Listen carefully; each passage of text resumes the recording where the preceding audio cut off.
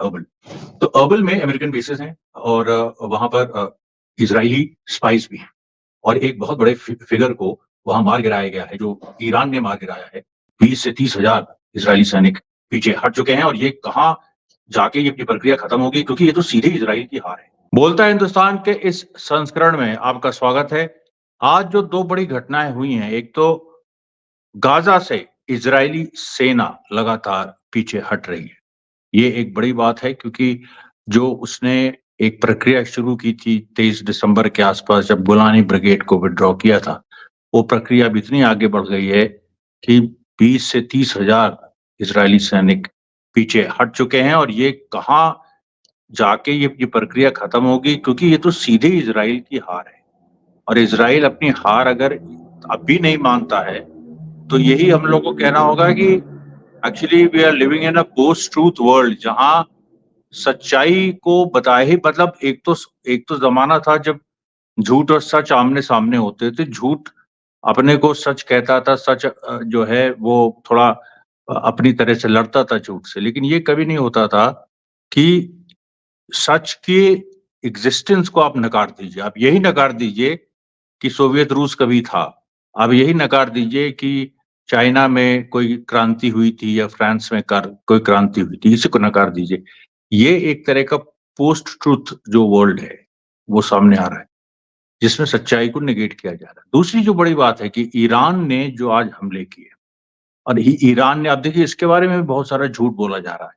सच्चाई खुद ईरान के जो सोर्सेस से पता लगी है वो ये है कि करीब 8 जो ठिकाने अमेरिकन बेसेस हैं, कहाँ पर, इराक में, इराक के भी एक इलाके में, अर्बिल में। और अर्बिल जो है वो इराकी कुर्दिस्तान जो है, एक ऑटोनोमस रीजन है कर्ड्स का, उसका वो कैपिटल एक तरह से है अर्बिल। तो अर्बिल में अमेरिकन बेसेस हैं और वहां पर इजरायली स्पाइस भी हैं और एक बहुत बड़े फिगर को वहां मार गिराया गया है, जो ईरान ने मार गिराया है।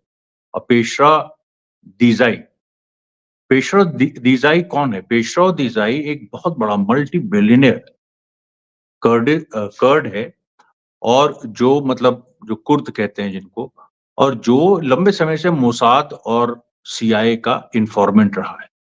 लेकिन उसके साथ पूंजी बहुत बड़ी जुड़ी है। वो फैल्कन ग्रुप का मालिक है।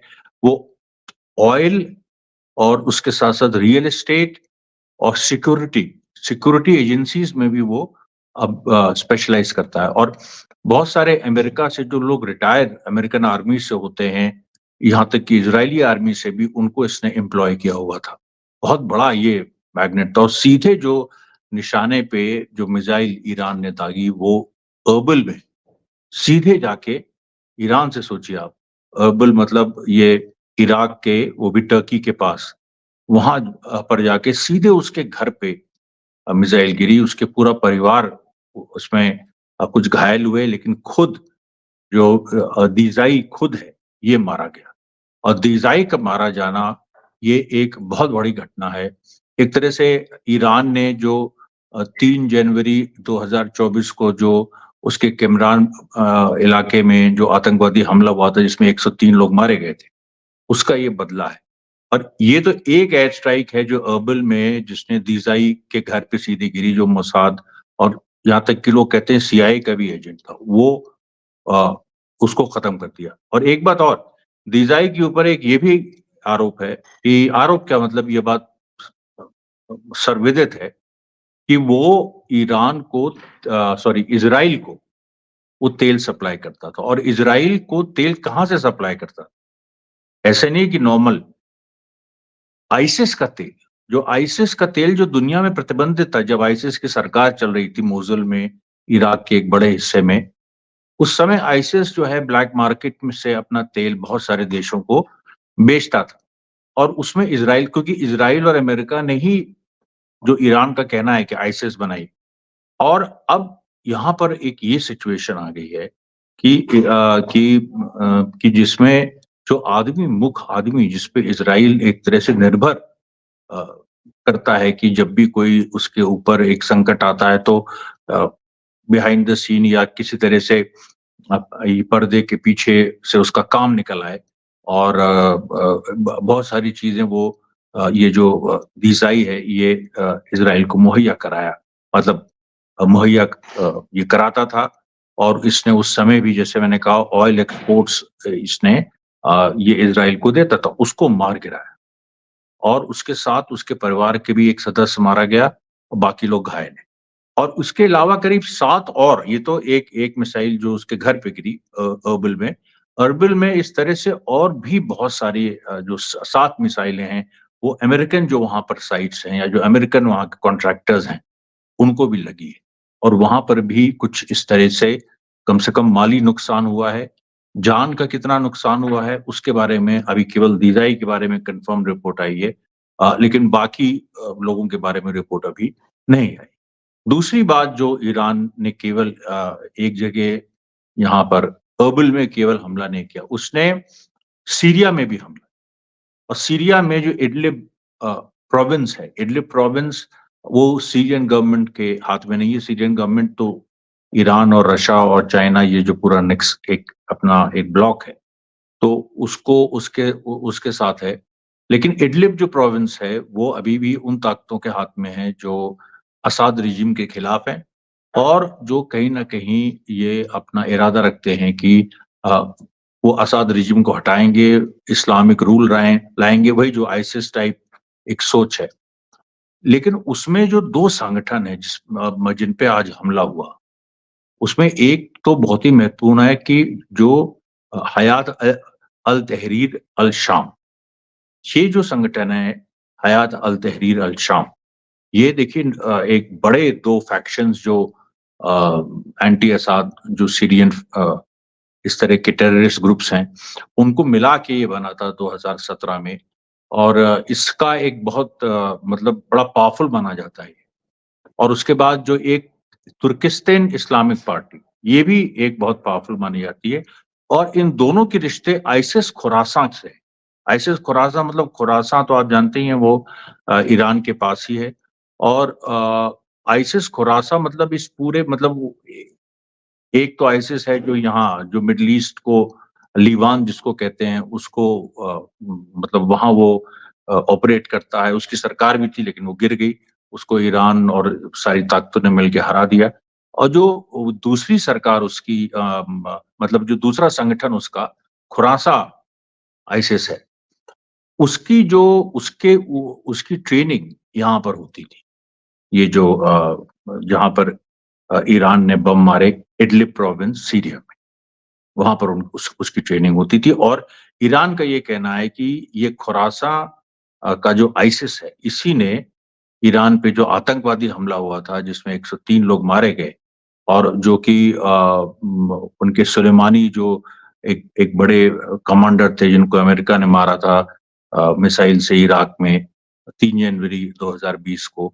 और उन्हीं की चौथी एनिवर्सरी पे वहाँ फिर एक आतंकवादी हमला होता है। उसके बाद ईरान ने कहा था हम बदला लेंगे, और उसने बदला आज ले लिया है। और इससे देखिए क्या हो रहा है, फिर वही बात आ रही है सामने। बात देखिए बहुत ज़्यादा वो नहीं है, कोई बहुत कॉम्प्लिकेटेड या कोई बहुत ज़्यादा बात, एकदम सीधी सरल है। इज़राइल और अमेरिका हार रहे हैं। गाज़ा में सबसे पहले इज़राइल की हार हो रही है और उससे ध्यान हटाने के लिए अमेरिका चाहता है कि पूरे मिडल ईस्ट में वॉर हो। और अगर तीसरा विश्व युद्ध भी हो, तब भी तब उसके लिए भी अमेरिका तैयार है, क्योंकि अमेरिका की जो मिलिट्री इंडस्ट्रियल कॉम्प्लेक्स है, जो हथियारों की इंडस्ट्री है, वो अब वॉर नहीं खत्म होने देगी। दुनिया को चाहे अब लंबे समय तक युद्ध में झोंकने का इनका इरादा है। ये लेकिन हमेशा याद रखिएगा, ये लड़ाई अमेरिका और इज़राइल ने शुरू की, इसमें वो हार रहे हैं, वो इसको और एक्सपैंड करते जाएँगे और हारते जाएँगे। लेकिन वो लोग अंतिम समय तक, जब तक उनका पूरा जो उनका खौफनाक और खूंखार जो मंसूबा है कि डॉलर की हेजेमनी दुनिया में बनी रहे, डॉलर दुनिया को रूल करता रहे और हर तरफ अमेरिका का बोलबाला रहे, इज़राइल का बोलबाला रहे, ये चीज़ जब तक खत्म नहीं हो जाती, तब तक वो इस तरह से युद्ध में पूरी दुनिया को वो झोंके रहे। आज एक रिटेलिएशन हुआ है और इस रिटेलिएशन से, मतलब अभी तक जो हो रहा था गाज़ा की ज़मीन पे हो रहा था, लेकिन अंतर्राष्ट्रीय स्तर पे इतनी बड़ी स्ट्राइक, क्योंकि अभी अमेरिका ही कर रहा था, यमन को उसने मारा। वहाँ जैसे मैंने कहा, ईरान में एक आतंकवादी हमला हुआ जिसको ईरान ने कहा अमेरिका ने करवाया आईसिस के थ्रू। और इस तरह से इजराइल लेबनान में भी मार रहा था, लेकिन लेबनान में इजराइल को मुंह की खानी पड़ी। 2000 इजरायली सैनिक तो केवल लेबनान बॉर्डर पे मारे गए। तो ये सारी चीजें जो थी, एक फिर भी एक हवा बना हुआ था कि अमेरिका तो कोई एयर स्ट्राइक्स कर रहा है, एयर स्ट्राइक्स कर रहा है, और एकदम से लोग वो हो जाते थे। लेकिन आज ईरान ने एक वापसी हमला किया। अभी ये सब चलेगा, एक एक दूसरे अमेरिका फिर से कुछ करेगा, फिर ईरान बदला लेगा। लेकिन उसमें देखिए जो सबसे इम्पोर्टेंट बात है, वो ये है कि एक आम जनता के रूप में, या एक एक समझदार इंसान के रूप में, एक ज़िम्मेदार नागरिक शहरी के रूप में, हमको ये समझना है कि जो सच्चाई, जो बातें, जो मतलब तथाकथित सच्चाई, जो बातें इज़राइल और अमेरिका का मीडिया करता है, उसमें देखिए 70 से 80% झूठ होता है। और ये बात हमको, हम जो खासतौर पे जो पढ़े-लिखे लोग हैं, वो कहीं न कहीं अमेरिका से इतना प्रभावित हैं, सभी लोग, पूरी दुनिया में। ऐसा नहीं है कि वो ईरान को या तमाम और जो देश हैं, जो बातें कहते हैं, उनको वो उतना गंभीरता से नहीं लेते। इसको आपको देखने का नज़रिया पलटना, because it is not just a war which is being fought on the fronts, it is also a war of minds. ये एक साइकोलॉजिकल वॉरफेयर भी है, जिसमें अमेरिका ने जो ग्रिप पूरी दुनिया पे बनाया, खासतौर पे 1991 के बाद, जब सोवियत रूस खत्म हो गया, उसके बाद अमेरिका को कोई चैलेंजर नहीं रहा। ये तो अब उभरे हैं रशिया और चाइना। तो उस समय अमेरिका ने जो ग्रिप बनाया था पूरी दुनिया में जो सबसे पावरफुल ताकत, उसके सामने कोई नहीं टिक रहा था, कोई है था ही नहीं दूर-दूर तक, सोवियत रूस के ढह जाने के बाद। तो अमेरिका ने इसको सच्चाई मान ली, और ये सोचा कि हमेशा यही चलेगा।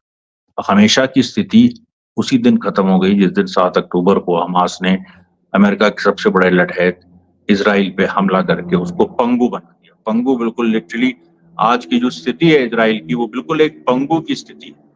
क्योंकि बताइए, एक-एक डिवीजन, पूरी 36 डिवीजन वहां से इजराइल को वापस लेनी पड़ी गाजा से। एक डिवीजन में 5 बटालियन होती हैं, 6 ब्रिगेड्स होती हैं, इतने सारे उसके सपोर्टिव स्टाफ होता है, पूरी सेना होती है वो 30-40 हज़ार लोगों की, पूरा उसको विथड्रॉ करना।